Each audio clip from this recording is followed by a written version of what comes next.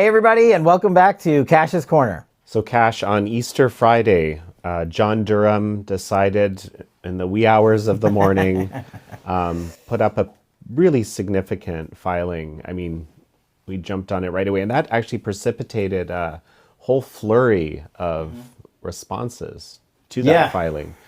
So let's break it down. What's going on? Well, I think we need like 6 straight episodes to do it, but we'll try to get it done in one.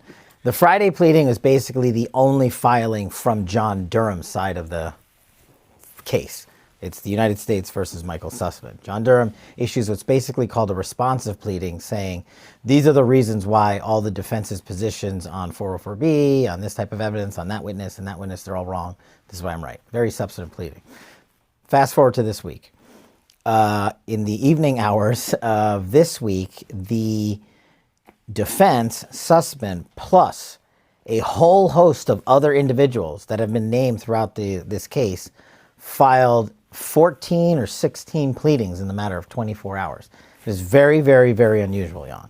And we'll break that down and get into what the defense side's pleadings are and how they actually used other pleadings of non-members, that is non-parties to the litigation, came in and airmailed in their own pleadings. So it's very interesting, it's very rare, but I think it shows one of the most significant things to date in the John Durham investigation is that he's got Clinton world scrambling and on the run. There's one particular sentence in here. It's actually in parentheses, bizarrely, that struck me as the sort of kind of the critical element in this pleading. But maybe before we go there, just kind of give me an overview of it. Yeah. There are a couple of key things. That's one of them. But some of that more housekeeping items, pre-trial litigation, motions in limine, as we've talked about on previous shows, is John Durham wants to submit certain types of evidence against Michael Sussmann in the government's case in chief. And there's been back and forth litigation on it. And what some of that type of evidence has been this argument over these things called privilege logs, which we'll keep coming back to.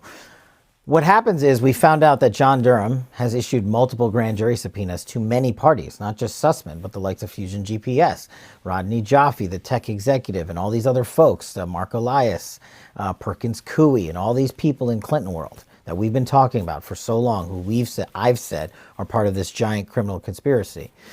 John Durham is using that information as he sees fit to advance his indictment, which is Michael Sussmann lied to the FBI.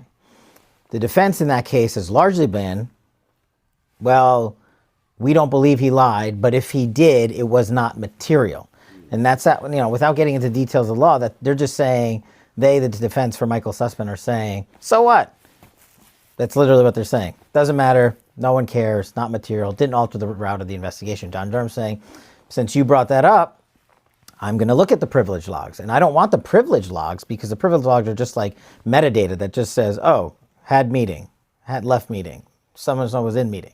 He wants the substance of the meeting. He wants the substance of the communications. And that's what a lot of this back and forth is in the pleading.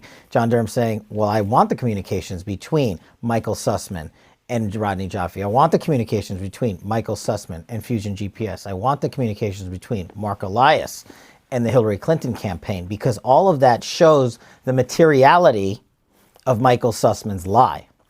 And what John Durham has requested is not everything in the whole universe of privilege, and I think we'll lay out why later. Clinton world is overbroadly using this attorney-client privilege work product exception to hide wrongdoing. But what I believe John Durham is smartly doing is saying, we don't want everything. I just need, you raised it, you, the defense, said it's not material. I, John Durham, now have a duty to prove it is material, and this is how I'm going to do it. So he asked the judge, and you'll probably seen this phraseology in there, to go ex parte in camera. And what that means is John Durham's like, look, judge, you are supposed to be the neutral arbiter of the law and these matters. These questions have been raised without putting them into the public domain, the public pleading sphere.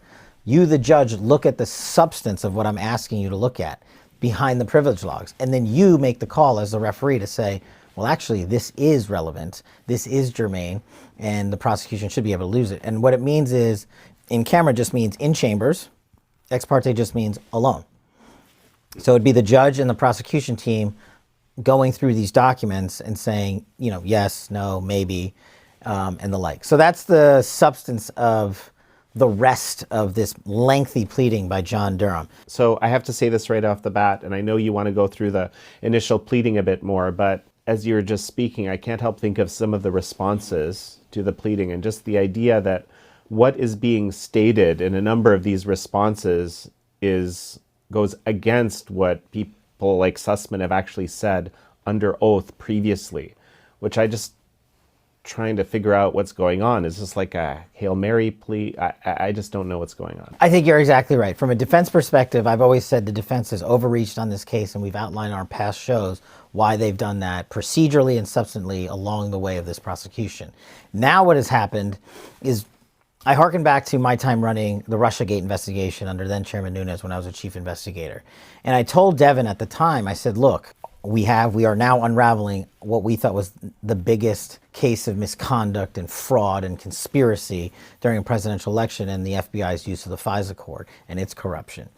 And I said, Devin, what you have to do is you have to take the facts, and then since you're in the middle of the facts, because you're saying FBI, you messed up, and you're also saying Clinton world, you messed up by feeding them, and you're in the middle doing this, trying to adjudicate the facts. I said, let's get their documentation, so it's not our words, and then let's step out of the middle and let them fire at each other. When they start doing that, you've won your argument, your position with the facts. And that is what John Durham has methodically done here. He now has Clinton world burying Michael Sussmann, the defendant in this case. And we'll walk through why with their numerous pleadings, or basically missiles at Michael Sussmann's head, because they are now all literally covering their own rear end and don't want to be charged. And they now see how much information John Durham has. So what do? They bring up the last-ditch effort you can only bring up in a federal criminal prosecution. Procedure. They're saying, Judge, procedurally, we have a complaint. They're not saying the information John Durham is presenting is false. They're not saying the information John Durham is presenting is not relevant. They're just saying he can't have it because of attorney-client privilege.